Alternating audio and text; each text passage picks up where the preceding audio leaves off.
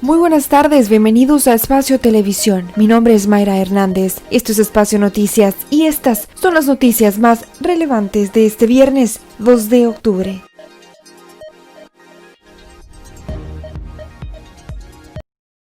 Esta mañana se tenía previsto que el ministro de Hacienda, Alejandro Zelaya, fuera llevado por apremio con la PNC a la comisión especial que investiga el uso de los fondos sobre la pandemia. Sin embargo, el funcionario no asistió a dicha convocatoria.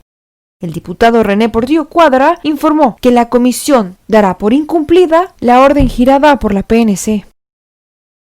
Más de las 9 de la mañana, son las 9:24 de la mañana y no ha comparecido el señor ministro de Hacienda.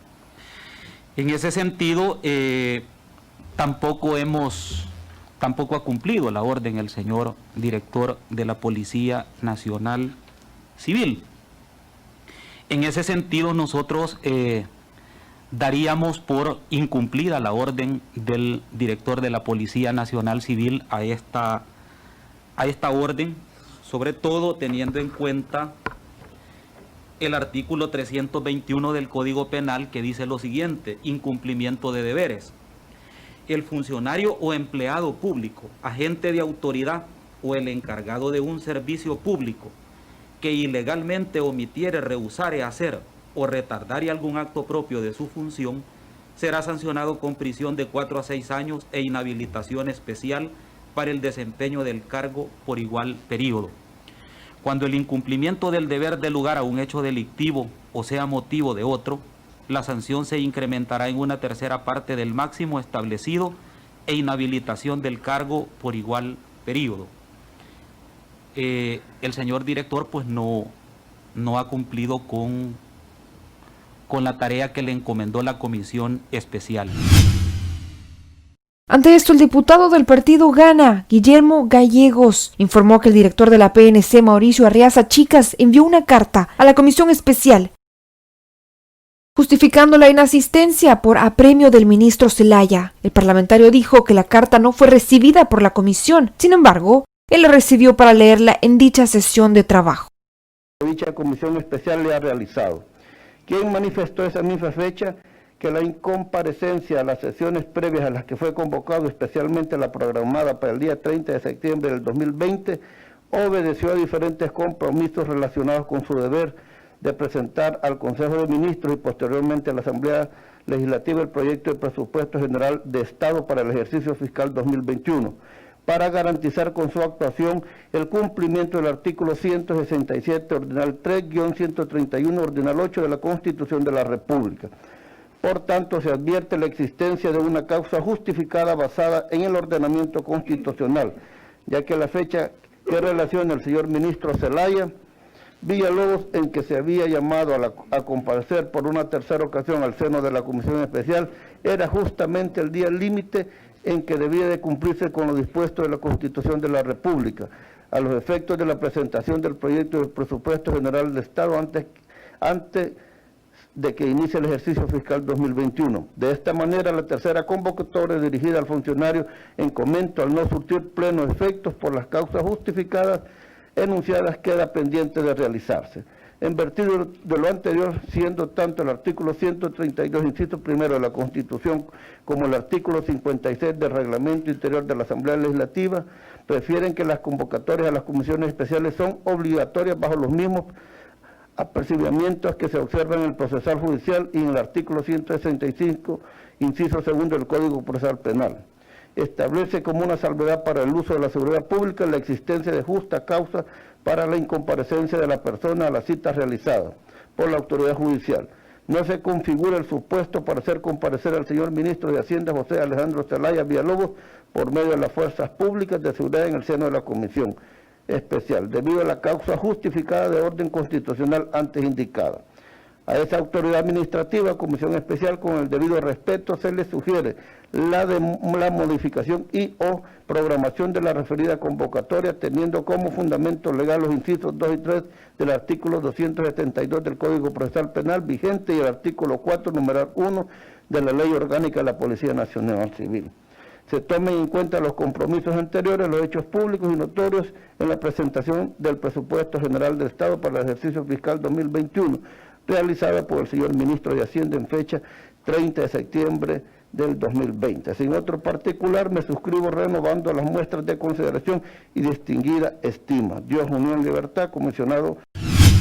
Por su parte, diputado del PDC, Rodolfo Parger, solicitó a la Comisión Especial certificar a la Fiscalía General de la República el incumplimiento del director de la PNC por no haber llevado por apremio al ministro Zelaya. Y por otra parte, de que no haya cumplido con su obligación de apremiar a la persona o funcionario de que se trata, el director general de la Policía Nacional Civil, quien recibió esa orden de esta Comisión Especial, provoca necesariamente, señor presidente, que se certifique por parte de esta comisión el incumplimiento del deber por parte del señor director general de la Policía Nacional Civil este mismo día y se dirija esa certificación al señor fiscal general de la República. De tal manera que cualquier situación deberá ser ventilada en las instancias correspondientes, pero nuestra obligación, habida cuenta del incumplimiento evidente a esta hora de la mañana, repito, pues se certifique lo conducente al fiscal general.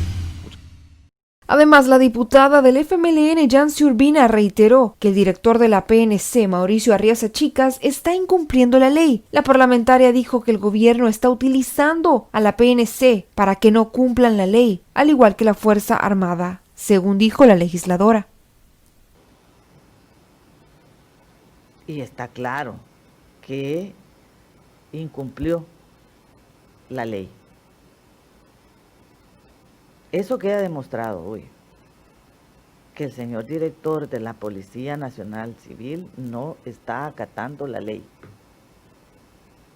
Y esto creo que también nos lleva a otro elemento, y es que estamos viendo no solamente un incumplimiento, sino que también denota una instrumentalización de las instituciones públicas por parte del gobierno de la República. Eso es lo que están haciendo. Incluso ahora la policía, así como utilizan el ejército, utiliza también la policía. Es claro que hay una conducta de claro incumplimiento a la ley por parte de este gobierno. Porque no es casual ese comportamiento. Ha sido reiterado.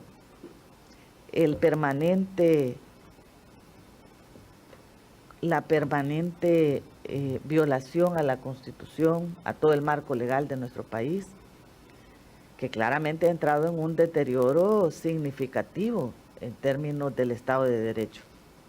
De eso estamos hablando. Y finalmente, ante la inasistencia del ministro de Hacienda por apremio, la comisión especial que investiga el uso de los fondos sobre la pandemia acordó promover en cada grupo parlamentario de los partidos políticos la interpelación del titular de Hacienda, Alejandro Zelaya. Igualmente, en virtud de que el señor ministro de Hacienda no compareció a esta comisión especial y teniendo en cuenta los procedimientos constitucionales, se encuentra la herramienta de la interpelación, en cuyo caso de no comparecer a una interpelación sin causa justificada, el funcionario queda depuesto del cargo. En ese sentido, se somete también a votación el que cada uno de los grupos parlamentarios acá representados llevará la moción a sus respectivas bancadas legislativas para promover la interpelación contra el señor ministro de Hacienda. Los que estén de acuerdo, por favor, votar. Queda entonces aprobada la moción de que los grupos parlamentarios y los diputados acá representados llevarán la moción a sus respectivos grupos para poder promover la interpelación del señor ministro de Hacienda. El Sindicato de Trabajadores de la Asamblea Legislativa emitió un comunicado en el que acusa al presidente Nayib Bukele y al ministro de Hacienda, Alejandro Zelaya, de afectar a las familias de los empleados del primer órgano del Estado al no pagar los salarios del mes de septiembre. Según expresa Citral, el gobierno del presidente Bukele ha tenido ingresos por más de 3.000 millones de dólares, entre letes, CETES y los impuestos que cobra Hacienda, y aunque expresan estar conscientes que muchos de los recursos se han utilizado para atender la pandemia de COVID-19, sostienen que el salario tiene una base legal en la Constitución y que por ley no debe dejar de pagarse. El sindicato hizo un llamado a instituciones y organismos como la Fiscalía General de la República, la Procuraduría para la Defensa de los Derechos Humanos, la Corte Suprema de Justicia y a la Organización Internacional del Trabajo para que intervengan y se pronuncien a favor de los derechos de los trabajadores.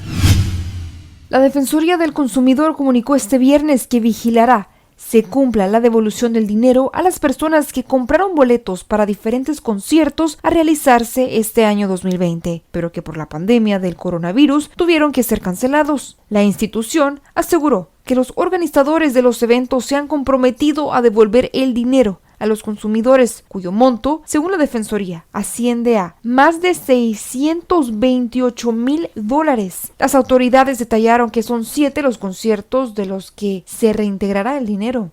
Entre estos, del género rock, heavy metal, vallenato, salsa, regional mexicano, flamenco, pop y rumba catalana. Solo del concierto de la banda estadounidense de rock, Kiss, la Defensoría contabilizó 5.599 consumidores, a quienes se les devolverá $436,397. Cambiando de tema, el Ministerio de Salud reportó este jueves 5 personas fallecidas en el país a causa de COVID-19. Según el informe, los fallecidos son 2 hombres entre 60 y 70 años de edad, 2 mujeres entre 70 y 80 y una mujer mayor de 80 años. Con estos nuevos decesos, la cifra de fallecidos a causa de esta enfermedad asciende en el país a 853, según los datos del gobierno en el sitio oficial. Hasta el mes de septiembre, el país totaliza 29.175 casos confirmados de COVID-19, de los cuales 4.397 son casos activos. Con respecto a los recuperados, se contabiliza un total de 23.930 personas.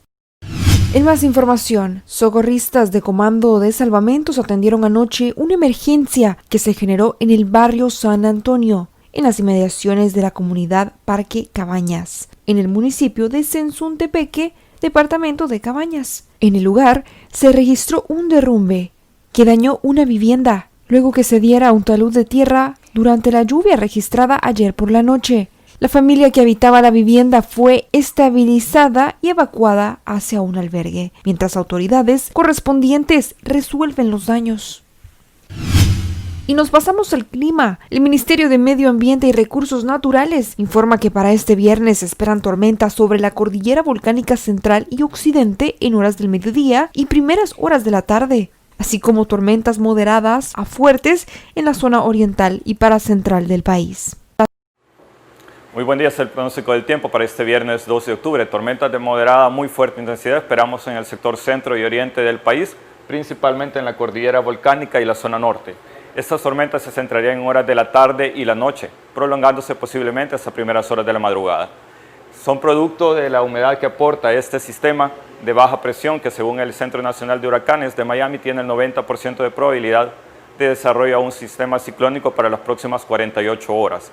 Estaría influenciando nuestro territorio durante el día de hoy, el día sábado y parte del día domingo, ya que sería un sistema que podría quedarse semiestacionario en el norte de la península de Yucatán, producto de la interacción con 2 frentes. En cuanto a las temperaturas para este día, vamos a mantener un ambiente relativamente cálido en horas diurnas para el centro y el occidente de El Salvador. Esperamos temperaturas que vayan a oscilar entre los 30 a 33 grados y para el oriente del territorio temperaturas entre los 33 a 35 grados Celsius. A pesar de la cobertura nubosa, se mantiene un ambiente entre cálido a muy cálido sobre el territorio salvadoreño. Para el día de mañana esperaríamos temperaturas mínimas en horas de la madrugada en el centro del territorio y el occidente entre los 20 a 23 grados Celsius y para el oriente del país entre los 23 a 25 grados Celsius. Eso es todo cuanto al pronóstico del tiempo desde el Ministerio de Medio Ambiente. Y ahora a información internacional. El presidente de Estados Unidos, Donald Trump, anunció la noche de este jueves que él y su esposa Melania dieron positivos a coronavirus y que empezaron un proceso de cuarentena. Donald Trump se contagió con el nuevo coronavirus. El presidente estadounidense anunció la noche del jueves en Twitter que tanto él como su esposa Melania dieron positivo por COVID-19 y que comenzarán así su proceso de cuarentena. El mandatario, de 74 años, se sometió al test luego de que Hope Hicks, una consejera cercana, también diera positivo por coronavirus.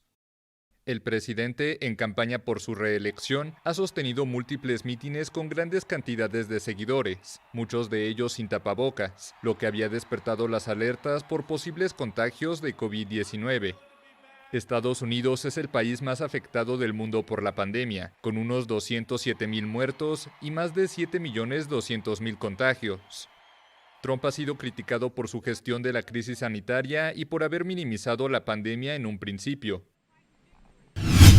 Además, Italia, el país europeo más golpeado por el coronavirus en los peores momentos de la pandemia, mantiene en esta segunda oleada unas cifras envidiables en comparación a otros. Sin embargo, las autoridades tomarán precauciones por un posible repunte de casos. Italia, el país europeo más golpeado por el coronavirus en los peores momentos de la pandemia, mantiene en esta segunda oleada unas cifras envidiables en comparación con otros estados de su entorno. Sin embargo, un fuerte repunte de casos el último día ha hecho saltar todas las alarmas. Algunas regiones y municipios están adoptando ordenanzas propias contra el virus, como Lazio, cuya capital es Roma, que acaba de decretar el uso obligatorio de las mascarillas al aire libre. De su lado, el gobierno de Giuseppe Conte ya ha adelantado que pedirá ampliar el estado de emergencia que vence el 15 de octubre hasta el 31 de enero de 2021 para poder así adoptar medidas rápidamente en caso de necesidad. Según los datos del Ministerio de Sanidad, Italia registró las últimas 24 horas 2.548 casos de coronavirus, el mayor aumento de contagios desde mediados del pasado mes de abril, cuando el país estaba en pleno confinamiento y con los hospitales y las morgues desbordados. Aunque la fuerte subida coincidió con un número récord de pruebas de detección, 118.000 en 24 horas, los expertos no han ocultado su preocupación.